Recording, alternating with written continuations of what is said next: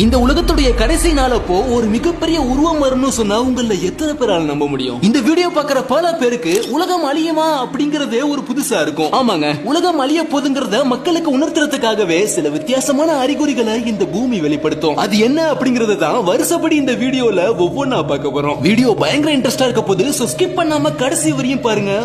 கொஞ்ச நாளா இந்த விஷயத்தை பத்தியே எல்லாரும் பேசுறதுக்கு காரணம் இதுதான். இந்த கடல் தான் திடீர்னு இறந்த ஆமைகளை வெளியே தள்ளுறது, நடுக்கடல்ல இருக்கக்கூடிய மீன் கூட்டங்களை கரையோரத்துக்கு கொண்டு வந்தது. அதுவும் இப்போ ரீசெண்டா ஓர் ஃபிஷ் மற்றும் ஆங்கிலர் ஃபிஷ் அப்படிங்கிற ஆழ்கடல்ல வாழக்கூடிய இந்த ரெண்டு மீனும் கரையோரமா வந்தது தான் இன்னைக்கு உலகம் முழுக்க வைரல். இந்த வீடியோவோட முக்கியமான பார்ட்டான உலகம் அழியும் என்பது உண்மையாம், அப்படி அழியறதுக்கு முன்னாடி ஏற்படுற அறிகுறிகள் என்ன அப்படிங்கறத பார்க்க போறதுக்கு முன்னாடி இந்த ரெண்டு மீன்களை பத்தி பார்த்துட்டு வந்துருவோம்.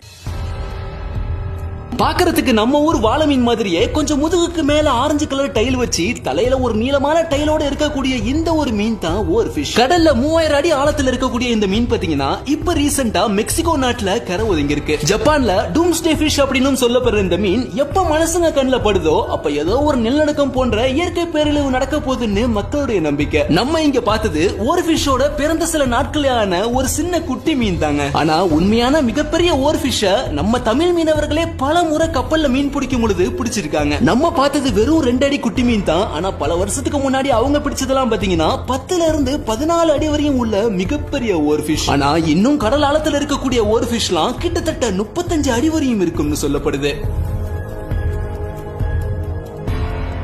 அடுத்து ஆங்கிலர் ஃபிஷ்னு சொல்லப்படுற இந்த ஒரு மீன் ஒரு ஃபிஷ் காணப்பட்ட அதே பிப்ரவரியில தான் மக்கள் குளிக்க போன ஒரு தீவு பகுதிக்கு ஓரமா தண்ணிக்கு மேல மதந்து வந்திருக்கு. பாக்குறதுக்கே விகாரமா இருக்கக்கூடிய இந்த மீன் தலையில கொக்கி போன்ற ஒரு அமைப்பு வச்சிருக்கும். மற்ற சின்ன மீன்களை தசை திருப்பி புடிச்சு சாப்பிடறதுக்கு அதை ஒரு தூண்டில் மாதிரி பயன்படுத்துங்க. அதே சமயத்துல ஆழ்கடல்ல பயங்கர இருட்டா இருக்கிறதுனால தன்னை சுத்தி வெளிச்சம் ஏற்படுறதுக்காகவும் அந்த கொக்கியோட முனையில ஒரு விதமான வெளிச்சம் உண்டாகும். இந்த கான்செப்ட வச்சுதான் ஹாலிவுட் படத்துல இந்த மீனை ஒரு டேஞ்சரஸான ஃபிஷ்ஷா காட்டியிருப்பாங்க. நம்ம பார்த்தது ஆங்கிலர் ஃபிஷ்ஷோட ஒரு சின்ன குட்டி தான். ஆனா ஆழ்கடல்ல இருக்கக்கூடிய பெரிய ஆங்கிலர் ஃபிஷ்லாம் கிட்டத்தட்ட 50 கிலோவுக்கும் மேல இருக்குன்னு சொல்லப்படுது. சரி, இவ்வளவு ஆழத்துல இருக்கக்கூடிய இந்த ரெண்டு மீனும் ஏன் தான் மேல வந்துச்சு? இன்னும் சில மீன் வகைகளும் ஆமைகளும் ஏன் கூட்ட கூட்டமா கரை ஒதுங்குன்னு கேட்டா, பூமி வெப்பமயமாகுதல், கடலுக்கு அடியில் நிகழக்கூடிய சில மாற்றங்கள் அப்படின்னு சில அறிவியல் ரீதியான பதில்கள் இருந்தாலும் இன்னைக்கு வரையும் இதுக்கு ஒரு சரியான பதில் கிடைக்கவே இல்லைங்க. காரணம், மனுஷன் விண்வெளிக்கு போய் ஆர்வமா ஆராய்ச்சி பண்ண மாதிரி கூட யாரும் கடலுக்கு போய் அந்த அளவுக்கு ஆராய்ச்சி பண்ணதே இல்லைங்க. இன்னைக்கு 14 கோடி கிலோமீட்டர் தூரத்துல இருக்கிற சூரியனையும் அதை சுத்தி என்னென்ன கோள்கள் இருக்கிறது வரையும் நமக்கு தெரியும். ஆனா வெறும் 10 கிலோமீட்டர் தூரம் ஆழம் இருக்கிற கடலுக்கு அடியில என்னென்ன இருக்குன்னு யாருக்குமே தெரியாது. சொல்ல போனா மனுஷன் கடல் முழுவதும் ஆராய்ச்சி பண்ணது எவ்வளவுன்னு கேட்டா மொத்த கடல்லையுமே வெறும் 5% தான். மீதி 95% உள்ள என்ன இருக்கு, கடலுக்குள்ள வெப்பப்ப என்னென்ன நடக்கும்னு மனிதர்கள் யாராலையுமே சொல்ல முடியாதுங்க. ஆனா இந்த நேரத்துல நம்ம கொஞ்சம் மித்தாலஜிக்கல் வழியில போய் பார்த்தோம் அப்படின்னா மேபி இதுக்கு பதில் கிடைக்க வாய்ப்புண்டு. கடலுக்கு அடியில லெவியதான் அப்படிங்கிற ஒரு மிகப்பெரிய பாம்பு ஒண்ணு தூங்கிட்டு இருக்கு. இந்த உலகத்தோட இறுதி நாள் அப்போ அது வெளியே வந்து மனுஷங்க எல்லாத்தையும் சாகடிச்சிடும் அப்படின்னு இப்ப சில நாட்களா சில விஷயங்கள் பைபிள்ல சொல்லப்பட்டதா நிறைய நம்ம விஷயங்கள் கேள்விப்பட்டிருப்போம். ஆனா இன்னைக்கு நம்ம இந்த விஷயங்களை தேடுறதுக்கு பார்க்க போறது புனித குரான்.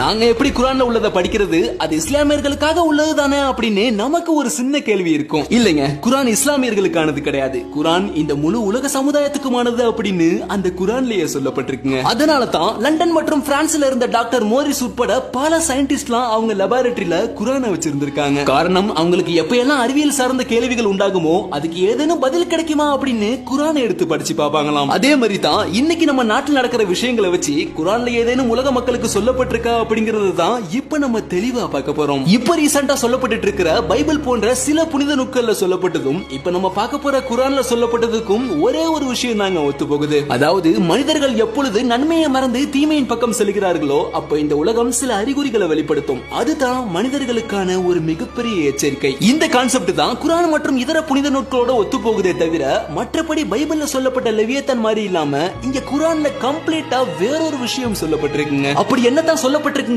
இப்ப நம்ம தெளிவா பார்க்க ஆரம்பிப்போம். இந்த விஷயத்தை இந்த வீடியோல நம்ம 2 பகுதியா பார்ப்போம். முதல்ல புனித குரான், இரண்டாவது முஹம்மது நபி ஸல்லல்லாஹு அலைஹி வஸல்லம். உலகத்தின் அழிவும் அதனுடைய அறிகுறிகளும் அப்படிங்கிற தலைப்புல குரான்ல என்ன சொல்லப்பட்டிருக்கு, அப்புறம் முஹம்மது நபி அதை பத்தி மக்களுக்கு என்ன சொன்னாங்க அப்படிங்கிற இந்த 2 விஷயத்தையும் பார்ப்போம். முதல்ல குரான்ல பார்த்தோம்னா, அப்போது அவர்களுக்கு எங்கள் வசனங்களை நம்பாதிருந்ததை அவர்களுக்கு அறிவிக்கும் வகையில் நாம் பூமியிலிருந்து ஒரு மிருகத்தை கொண்டு வருவோம். குரான்ல 27வது அத்தியாயம் 82வது வசனத்துல சொல்லப்பட்ட இந்த வார்த்தை வார்த்தைகள் என்ன சொல்லுதுன்னு புரியுதா? இந்த குறிப்பிட்ட வசனத்தை சில அறிஞர்கள் விளக்கம் கொடுக்கறாங்க. மனிதர்கள் எப்போ தவறான வழியில் நடக்க ஆரம்பிக்கிறாங்களோ, எப்பொழுது ஆட்சி அதிகாரங்கள் அநியாயமா நடத்தப்படுதோ, அப்போது பூமியிலிருந்து ஒரு மிருகம் வெளிப்படும். அது தவறான வழியில் இருக்கும் மனிதர்களை கொலை செய்யும் அப்படின்னும், அதோட உலகத்தோட இறுதி நாள் வர்றதாவும் சொல்றாங்க. அது பூமியோட நிலம் வழியாகவும் வரலாம், கடல் வழியாகவும் வரலாம். உலக அழிவு நாளின் அறிகுறி அப்படின்னு குர்ஆன்ல மொத்தம் 10 அறிகுறிகள் சொல்லப்பட்டிருக்குங்க. அது மட்டும் இல்லாம உலக அழிவு எப்படி இருக்கும், இந்த பூமி எப்படி எல்லாம் அழிய ஆரம்பிக்கும் அப்படிங்கறதும், அந்த நேரத்துல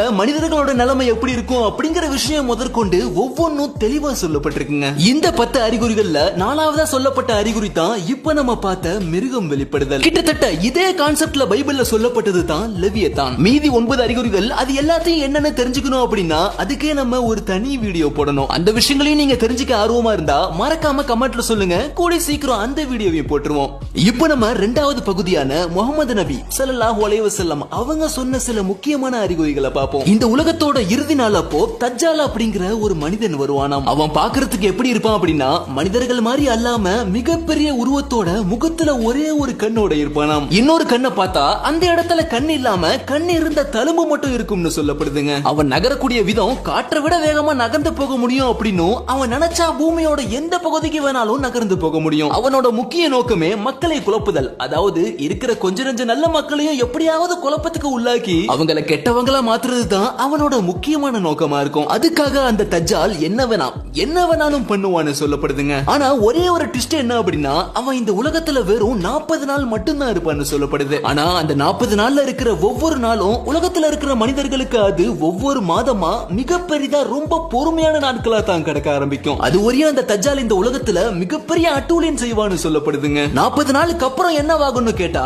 ஈசா அலைஹிஸ்ஸலாம் அப்படிங்கிற ஒருத்தர் பூமிக்கு வந்து அவர் தான் அந்த 40வது நாள்ல அந்த தஜ்ஜாலை கொலை செய்வார்னு சொல்லப்படுது. இந்த ஈசா அலைஹிஸ்ஸலாம் அவங்க யாரு அப்படின்னா, பைபிள்ல பூமிக்கு மீண்டும் வருவார்னு சொல்லப்பட்டதே ஜீசஸ் அந்த ஒரு மனிதர் தான். அதோட தஜ்ஜால் கொல்லப்பட்டதும் அன்னைக்கு தான் இந்த உலகம் அழியக்கூடிய கடைசி நாள் அப்படின்னு இந்த முக்கியமான அறிகுறியை முஹம்மது நபி அவங்க மக்களுக்கு சொல்லியிருக்காங்க. இப்போ நம்ம பார்த்த குர்ஆன்ல சொல்லப்பட்டதும் சரி, முஹம்மது நபி அவங்க சொன்னதும் சரி, கொஞ்சம் லெவியத்தானோட ஒத்து போனாலும் ஆனா இது ஒரு கம்ப்ளீட்டா டிஃபரண்டான அறிகுறியை சொல்லியிருக்காங்க. கவனிச்சீங்களா? கிட்டத்தட்ட இதையெல்லாம் இன்னைக்கு உலகத்தில் நடக்கிறத வச்சு பார்க்கும் பொழுது ஒருவேளை அந்த உலகத்தின் இறுதி நாளா, ஒருவேளை உலகம் அழிய போகுதோ அப்படிங்கிற கேள்வி தான் கண்டிப்பா மனசுக்குள்ள வரும். எதா இருந்தாலும் சரி, வாழும் வரை பிற மனிதருக்கு தொந்தரவு கொடுக்காம இருக்கும் வரை நமக்குள் ஒற்றுமையா இருக்கிறது தான் இதுக்கான ஒரே தீர்வுங்க. எனிவே இன்னைக்கு நம்ம இந்த வீடியோல சொன்ன விஷயங்களை கேட்கும் பொழுது உங்களுக்கு எப்படி இருந்தது அப்படின்னும், மேலும் இதே குர்ஆன்ல சொல்லப்பட்ட உலகம் அழியும் அப்படின்னா அது எப்படி அழிய ஆரம்பிக்கும் அப்படிங்கிற டாபிக்ல வீடியோ வேணும்னாலும் கீழே கமெண்ட் பண்ணுங்க. நீங்க அதிகமா பண்ணக்கூடிய கமெண்ட் தான் மேபி அடுத்த வீடியோவா வர வாய்ப்பு இருக்கு. அடுத்த வாரம் இன்னொரு இன்ட்ரெஸ்டான வீடியோவுடன் மீண்டும் சந்திப்போம்.